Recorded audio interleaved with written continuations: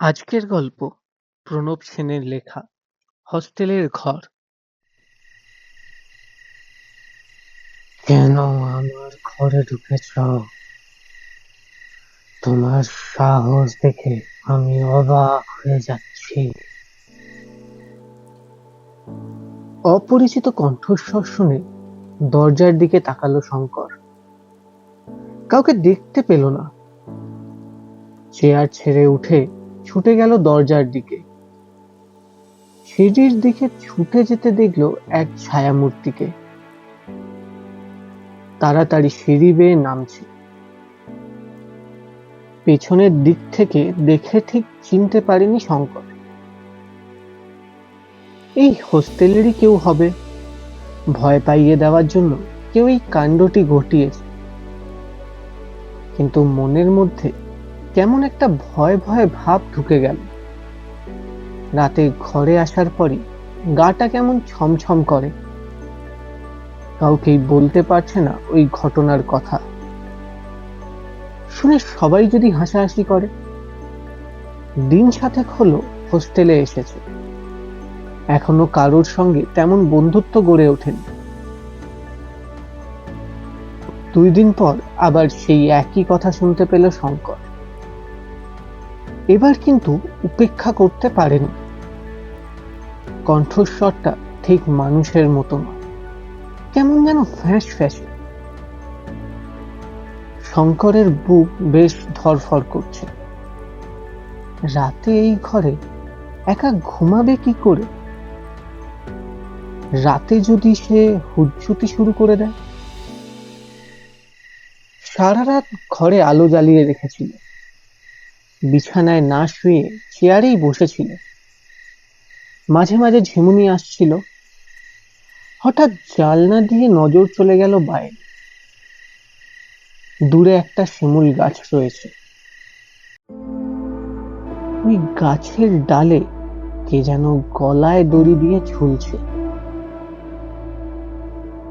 চোখ দুটো যেন কোঠর থেকে ছিটকে বেরিয়ে আসছে, আর বীভৎস দৃষ্টিতে তাকিয়ে আছে শঙ্করের দিকে। শঙ্কর তাড়াতাড়ি জানলা বন্ধ করে দিল। আতঙ্কে ওর গলা বুক শুকিয়ে গেছে।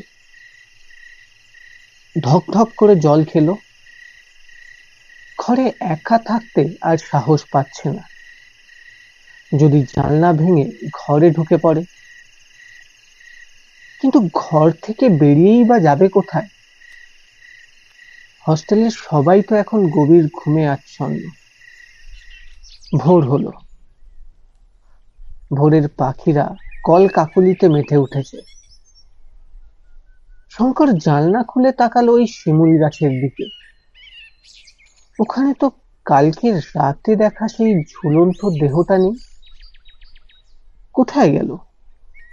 তবে কি ভুল দেখছিল? দরজা খুলে ঘর থেকে বেরোলো শঙ্কর। বাথরুমে গেল। ওখানে দেখা হলো তন্ময়ের সঙ্গে। ও পাশের ঘরেই থাকে। তন্ময় বলল, তোমার দুটো চোখ কত লাল হয়েছে কেন? কাল রাতে ঘুমাওনি? ঘুম আসছিল না, সারা রাত প্রায় জেগেই কাটিয়েছি। শঙ্কর আসল ঘটনাটা প্রকাশ করতে চাইল না। বললে তন্ময় হয়তো বিশ্বাস করতে চাইবে না। ক্লাস শেষ হলে কিছুক্ষণ আড্ডা মেরে হোস্টেলে ফিরেছে শঙ্কর। এসে দেখে ঘরের তালা খোলা। ভেতরে ঢুকে ওর চক্ষু একেবারে চড়ক গাছ। সারা ঘরে বইপত্র ছড়ানো। বিছানার চাদর মাটিতে লুটোচ্ছে। জামা প্যান্টগুলো আলমারির থেকে বের করে বিছানার উপর ডাই করে রেখেছে। কে ঢুকেছিল ঘরে? কেউ কি কিছু খুঁজছিল? শঙ্কর ডেকে নিয়ে আসে তন্ময়কে। বলল, নিজের চোখেই দেখো, কেউ তালা খুলে ঘরে ঢুকে কি অবস্থা করে গেছে। তন্ময় বলল, তুমি নিশ্চয়ই তালা দিতে ভুলে গিয়েছিলে, সেই সুযোগে কেউ ঢুকেছিল ঘরে। সে বোধহয় চোর নয়, চোর হলে দামি দামি বইগুলো নিয়ে পালাতো। নিজের হাতেই তালা লাগিয়েছে, এ কথা এখনো স্পষ্ট মনে আছে শঙ্করের। কিভাবে ও তন্ময়কে বোঝাবে কেউ এসে তালা খুলেছে? তন্ময় বলল, কাল ক্লাসে যাওয়ার আগে তুমি আমাকে ডাকবে, আমি তালা লাগাবো। তারপর যদি দেখি এই ঘটনা ঘটেছে, তাহলে হস্টেলের সুপারকে ডেকে আনবো, উপযুক্ত ব্যবস্থা নিতে বলবো। সেদিন রাত্রে ঘুমের মধ্যেই প্রাণপণে চিৎকার করে উঠেছিল শঙ্কর, আমাকে বাঁচাও, আমাকে মেরে ফেললো। ওর চিৎকার শুনে তন্ময় ছুটে এলো, দরজায় কড়া নেড়ে বলল,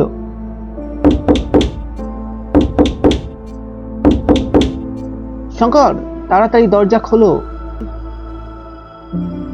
শঙ্কর দরজা খুলে দিল। তন্ময় দেখল শঙ্কর ভয়ে কাঁপছে, সারা শরীর ঘামে ভিজে গেছে, চোখ দুটোতে আতঙ্কের ছায়া। তন্ময় বলল, তুমি কি কোনো ভয়ের স্বপ্ন দেখেছো নাকি? শঙ্কর ঠিক মতো কথা বলতে পারছে না, তার গলা কেউ যেন চেপে ধরে আছে। তন্ময় বলল, তুমি আমার ঘরে চলো, কিছুক্ষণ বিশ্রাম নিলেই সব ঠিক হয়ে যাবে। শঙ্কর এই ঘরে আর একা থাকতে চায় না। তন্ময়ের প্রস্তাব তাই মেনে নিতে দ্বিধা করেন, যদিও ওর মনে হয়েছিল তন্ময়কে সারা রাত জেগে কাটাতে হবে, কিন্তু যে বিপদে সাহায্য করার হাত বাড়িয়ে দিয়েছে তাকে উপেক্ষা করা উচিত নয়। তন্ময়ের ঘরে এসে শঙ্কর কিছুক্ষণ চুপ করে বসে রইল। ওকে কিছুটা স্বাভাবিক হতে দেখেই তন্ময় বলল, তুমি অত জোরে চিৎকার করে উঠেছিলে কেন? শঙ্কর বলল, আমাকে তুমি বাঁচাও, ওই ওই ঘরে থাকলে আমাকে মেরে ফেলবে। কে তোমাকে মেরে ফেলতে চাইছে? কার কথা বলবে শঙ্কর? যাকে এই হোস্টেলের কেউ কখনো দেখতে পায়নি, তার অস্তিত্ব যে আছে তার প্রমাণ করা অসম্ভব। শঙ্কর বলল, আমি একজনকে এক রাতে দেখেছি ওই শিমুল গাছের গলায় দড়ি দিয়ে ঝুলন্ত অবস্থায়। আমি কয়েকদিন শুনেছি আমি কেন ওই ঘর দখল করে আছি এমন অভিযোগ, কিন্তু তাকে কখনো দেখতে পাইনি। তন্ময় রুদ্ধশ্বাসে শুনছিল শঙ্করের কথা। হঠাৎ দমকা বাতাসে জানলার পাল্লা দুটো মট মট শব্দ করে উঠল। তন্ময় কেমন হকচকিয়ে গেল। শিমুল গাছের ডালপালাগুলো অন্ধকারে দুলছে, চারপাশে এক ভৌতিক পরিবেশের সৃষ্টি হয়েছে। তন্ময় এবার বুঝতে পারছে শঙ্কর মিথ্যে বলেনি। ওই ঘরে নিশ্চয়ই কোনো অস্বাভাবিক ঘটনা ঘটেছিল। রাতটা দুজনে একই ঘরে কাটালো, কেউই ঘুমোতে পারেনি। তন্ময় আশঙ্কা করেছিল আবার হয়তো কোনো অঘটন ঘটবে। শঙ্করকে ওই ঘরে না পেয়ে দৃষ্টি পড়েছে এ ঘরের দিকে। হোস্টেল সুপারকে পুরো ঘটনাটা জানাতে হবে। এই দুটো ঘর ছেড়ে হোস্টেলের অন্য ঘরে থাকার ব্যবস্থা যেন উনি করেন, তার জন্য আবেদনও জানাবে। 10টা নাগাদ হোস্টেল সুপার নৃপেন রায় এলেন। ওরা দুজন গেল ওর সঙ্গে দেখা করতে। তন্ময় গত রাতে যে অস্বাভাবিক ঘটনাগুলো ঘটেছে তার বিবরণ শোনাল। সব শুনে নৃপেন বললেন, এতদিন পর আবার সেই উৎপাত শুরু হয়েছে। আমি ধারণা করতে পারিনি গতবারেও একজন ছাত্রকে ওই ঘর থেকে সরিয়ে অন্য ঘরে থাকার ব্যবস্থা করতে হয়েছিল। তারপর বেশ কয়েক মাস ওই ঘরটা খালি ছিল। আমি ভেবেছিলাম এবার হয়তো তেমন ঘটনার কথা শোনা যাবে না, কিন্তু এখন দেখছি অবস্থার কোনো পরিবর্তন হয়নি।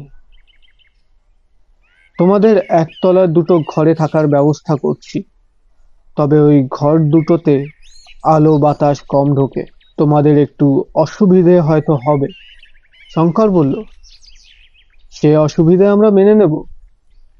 আর তো ওই উৎপাত আমাদের সহ্য করতে হবে না, রাতে নিশ্চিন্তে ঘুমাতে পারবো।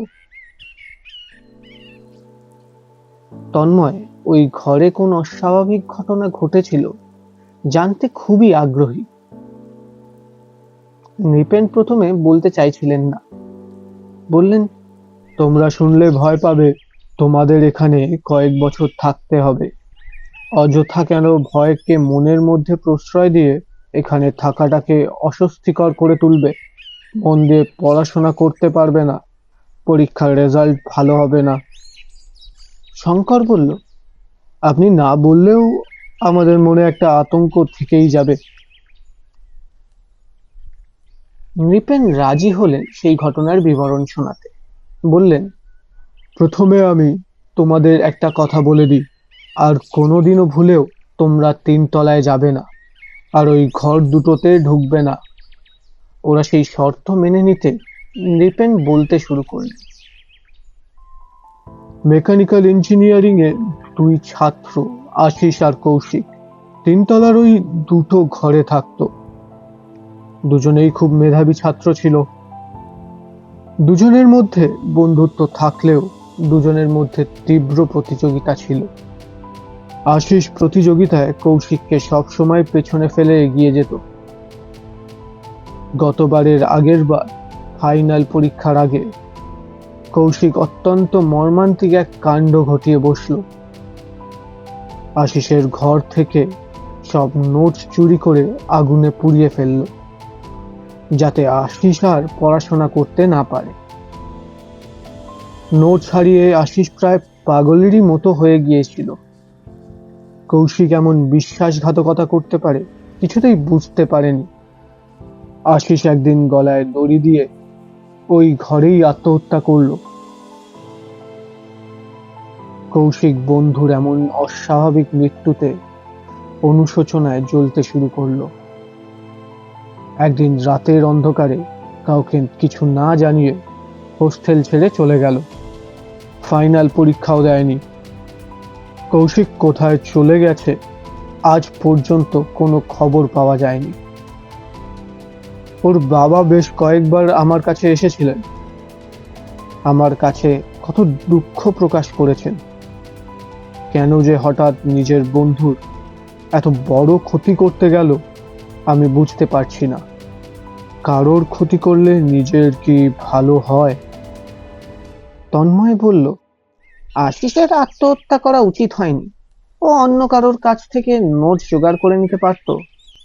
নৃপেন বললেন, ওর তখন মানসিক অবস্থা কেমন ছিল তা তো তোমাদের পক্ষে বোঝা সম্ভব নয়, তবে কৌশিকের ওই কাজ করা আদৌ উচিত হয়নি।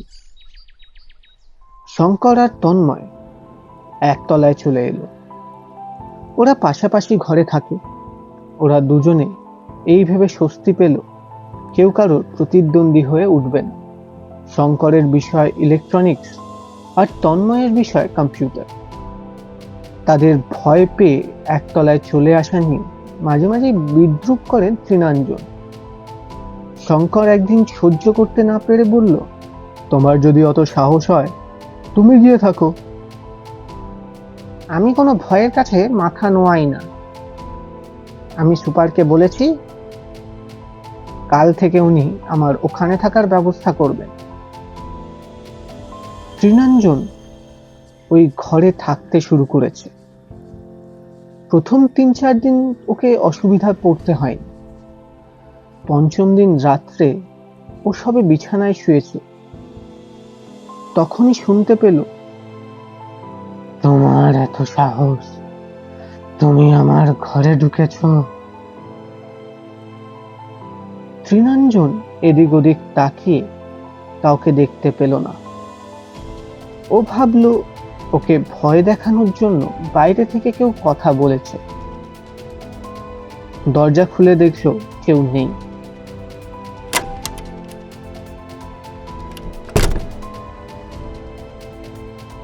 দরজা বন্ধ করে জানলার কাছে গিয়ে দাঁড়ালো।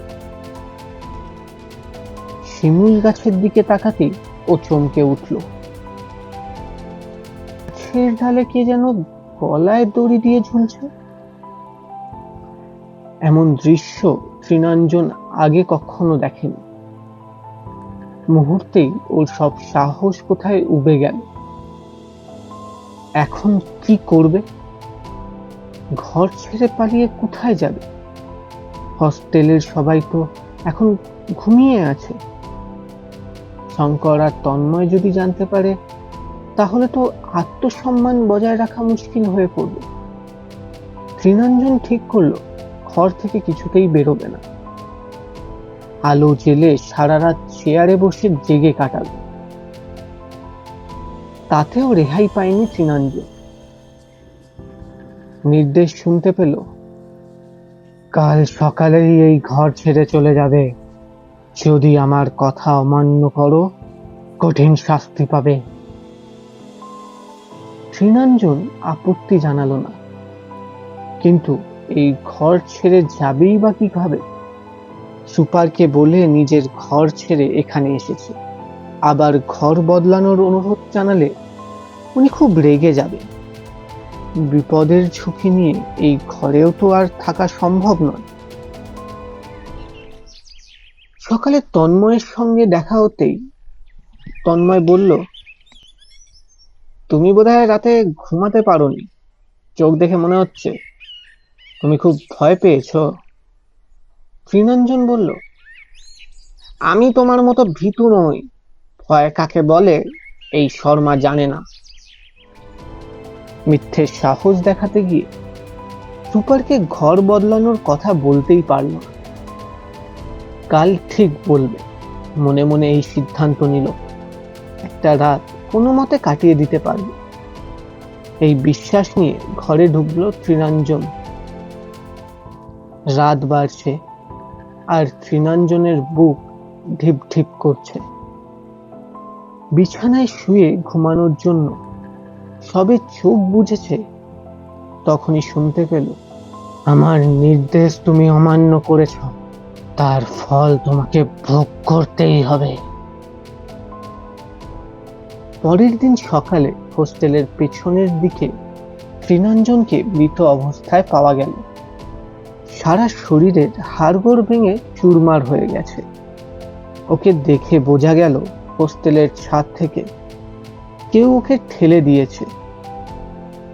অত রাতে তৃণাঞ্জন ছাদে গিয়েছিল কেন? এই প্রশ্নের উত্তর জানে শঙ্কর আর তন্ময়। ওরা বুঝতে পারছে তৃণাঞ্জনকে জোর করে ছাদে নিয়ে যাওয়া হয়েছিল। ওর বাধা দেওয়ার শক্তি ছিল না। সাহস দেখাতে গিয়ে ওকে মরতে হলো। দুঃখে আড়ালে লুকিয়ে কাঁদল শঙ্কর আর তন্ময়। এই গল্পটা যদি ভালো লেগে থাকে তাহলে লাইক করো, বন্ধুদের মধ্যে শেয়ার করো এবং আমাদের চ্যানেলটাকে সাবস্ক্রাইব করো। দেখা হবে পরের গল্পে।